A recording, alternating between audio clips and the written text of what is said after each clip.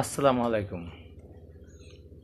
বাংলাদেশে নতুন করে কিছু রাজাকারের সন্তানরা নব্য রাজাকার এবং গাদায় পরিণত হয়েছে।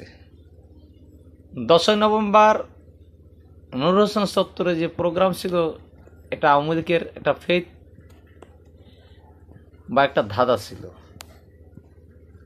আর সেই ধাঁধার কারণে আপনার সমন্বয়কারীরা সহ বিএনপি এবং জামাতের কিছু গাদার বাচ্চারা ওই জায়গায় সারা রাত্রি আওয়ামী লীগের কাজ করে দিয়েছে। দিন নেই, রাত নাই, ঘুম নাই, খাওয়া নাই। শেখ হাসিনা মাত্র একটা টোপ ফালালো, আর সেই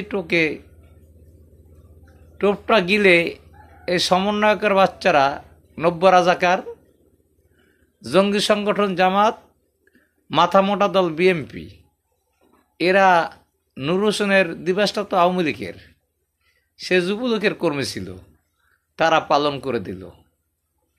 এজন্য তাদেরকে ধন্যবাদ দেওয়া যায় না, কারণ তারা 24 সালে তো রাজাকার। কিন্তু একটা বলা যায় যে তারা যে মাথা মোটা বলদ, এটা কালকে প্রমাণ হয়ে গেছে। এটা প্রমাণ হয়ে গেছে যে তারা এই সমন্বয়করা তো আসলে রাজনীতির খাওয়াও জানে না। এরা তো আসলে রামছাগল। ইনুস কিছু টাকা পয়সা দিয়েছে, কোটি কোটি টাকা দিচ্ছে, আর সেই টাকা নিয়ে ফুর্তি করে, মাগিবাজি করে। এইটি এই সমন্বয়কের ধান্দা। আসলে কালকে এটা আওয়ামী লীগের একটা কৌশল ছিল, একটা ধাঁধা ছিল। আওয়ামী লীগ এতে সফল হয়েছে, কারণ যেটা করবে আওয়ামী লীগ সেটাই গাদার দুই কান্দে নাঙ্গল দিয়া আওয়ামী লীগ করিয়েছে। যেটা আওয়ামী লীগ করবে সেটাই গাদার বাচ্চাদের দিয়ে করেছে। এটি আওয়ামী লীগের লাভ। আওয়ামী লীগ যে কি জিনিস এটা তো ওরা জানে না, জানবে। মাননীয় প্রধানমন্ত্রী যদি চেষ্টা করতো, এক এক সংসদ সদস্যকে যদি বলতো যে 50,000 করে লোকানো, ঢাকা লোক রাখার জায়গা থাকতো না ঢাকায়। কিন্তু সে হত্যা, খুন, চায়না বিদেই সেটা করে নাই।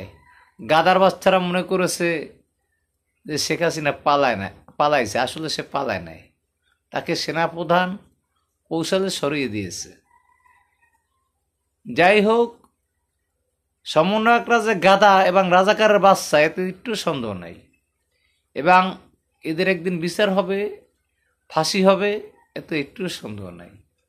ওরা পুলিশকে হত্যা করেছে, ওরা বাংলাদেশের সংসদ সদস্যদের বাড়িঘর পড়েছে, ওরা সংখ্যালঘুদের উপর হামলা করেছে। এই জন্য ওদেরকে ফাঁসি হবে। একটু অপেক্ষায় সময়ের ব্যাপার মাত্র। আল্লাহ হাফেজ।